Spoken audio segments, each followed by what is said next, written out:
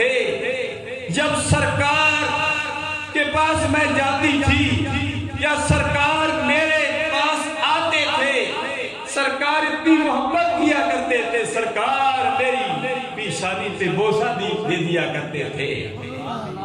अब मेरे सरकार मुझसे जुदा हो जाएंगे,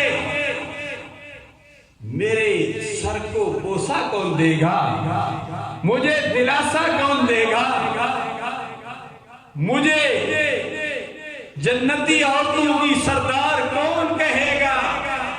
फरमाया जब सरकार ने फरमाया मैं जुदा हो रहा हूं, मैं मेरे आंखों से आंसू निकल पड़े। जब सरकार ने फरमाया सईदा फातिमा तो ज़हरा गम न कर, मैं तो तुमसे जुदा हो रहा हूं, मैं जा रहा हूं, लेकिन सईदा फातिमा तो ज़रा गम न कर, सबसे पहले अहले बैत से, सबसे पहले तू मुझसे मुलाकात करेगी। फरमाया मैं खुश हो गई, सरकार जा रहे हैं और जल्द ही सरकार के पास मैं पहुंच जाऊंगी। ऐसा ही हुआ, 6 माह का अरसा बीता।